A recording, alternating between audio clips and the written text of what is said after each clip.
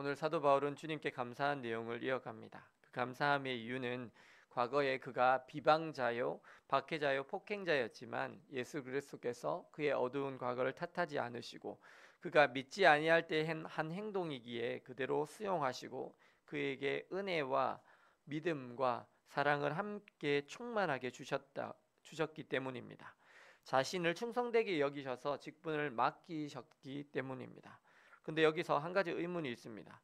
왜 사도 바울은 자신에게 대한 좋은 이야기만 하지 않고 편지글에 자신이 비방자요, 박해자요, 폭행자였다라는 것을 일부러 밝힐까요?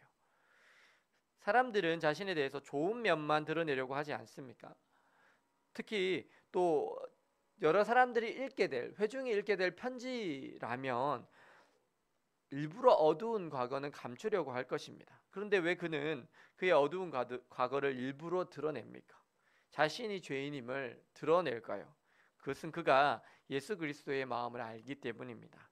그분의 마음이 죄인을 구원하시려는 마음임을 알기 때문입니다. 믿음은 하나님을 알고 나를 아는 것입니다. 하나님의 은혜가 우리 가운데 임할 때 먼저 일어나는 일은 내가 얼마나 죄인이었는가를 깨닫게 됩니다. 사실은 우리가 은혜가 아니면 나의 죄를 잘 깨닫지 못합니다. 사실 죄가 있어도 우리는 잘 인정하지도 않습니다. 쉬운 예를 들어보면 우리 교도소에 수감되어 있는 죄수들이 순순히 자기 죄를 인정합니까? 아닙니다. 나는 죄가 없는데 너무 억울하다는 거예요. 나는 여기 올 사람이 아니라는 거예요. 사람에게는요, 죄성이 있습니다. 우리는 죄를 지으면서 살고 죄인됨을 잘 인정하지 않습니다.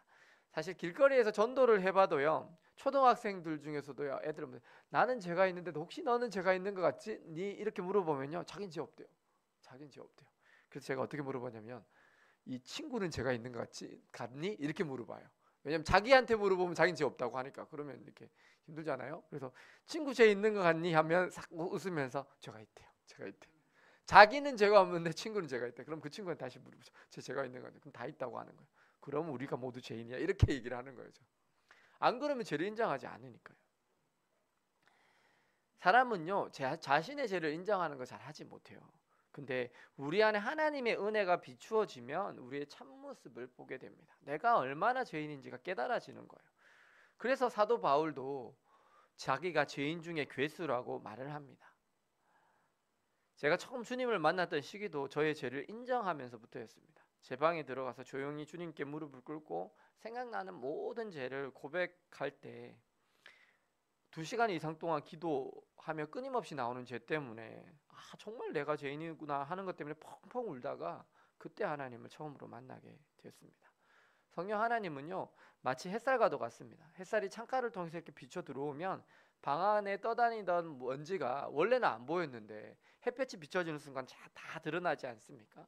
성령 하나님께서 우리의 마음 가운데 조명하여 주시면 우리의 작은 죄부터 큰 죄까지 모든 죄가 낱낱이 드러나게 됩니다. 그러면 우리 자신이 죄인임을 스스로 인정하게 되는 거예요. 사실 하나님의 은혜는 그곳에서부터 시작됩니다. 우리가 우리 자신의 죄를 인정하면 주님은 미쁘시고 의로우셔서 우리 죄를 사하시며 우리를 모든 불의에서 깨끗하게 해주십니다. 사도 바울이 경험했던 은혜가 이런 복음의 은혜였습니다. 저도 이런 은혜를 경험했습니다.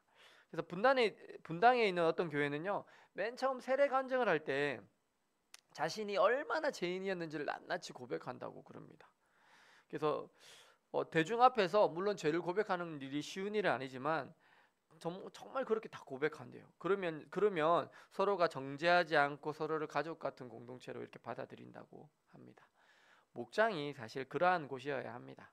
믿음의 작은 식구들 안에서 서로의 죄를 알지만 용납하고 그것을 서로 품어줍니다.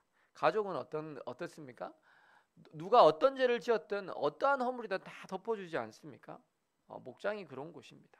오늘 사도 바울도 믿음의 참 아들 디모데에게 자신의 모든 과거의 허물을 드러내며 오로지 긍휼함을 입은 것은 그리스도 그분의 오래 참으심 때문이다라고 고백합니다.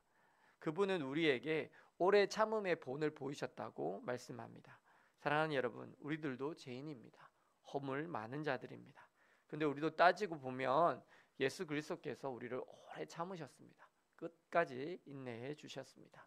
그래서 그분의 은혜와 사랑 그리고 그분의 인내하심으로 이제 그분의 제자가 된 우리들도 이제는 우리를 참아주시고 인내해 주신 그 주님의 사랑을 생각하면서 연약한 지체들을 사랑으로 인내해야 할 것입니다. 혹시 오늘 우리의 가정에서 혹은 직장에서 내가 속해 있는 곳에서 내가 인내해야 할 사람은 누구입니까? 오늘 그 한 사람을 나를 참고 인내해 주신 예수님의 사랑을 생각하며 인내하시고 품고 사랑함으로 하나님의 선한 열매를 맺으시는 저와 여러분들 되시기를 예수님의 이름으로 축원합니다. 기도하시겠습니다. 사랑과 은혜의 주님, 오늘 사도 바울이 자신의 허물과 죄를 고백하는 것을 봅니다. 자신이 비방자요, 회방자요, 핍박자였지만 주의 은혜가 믿음과 사랑과 함께 충만하였기에 그가 주님께 긍휼하심을 입고 그가 충성된 일꾼이 된 것을 봅니다. 주님, 저희들도 정말 주님 앞에 부족하고 연약하고 실수하고 넘어지며 범죄하는 사람들이었는데 주님의 사랑과 은혜로 저희들을 불러주심에 감사를 드립니다.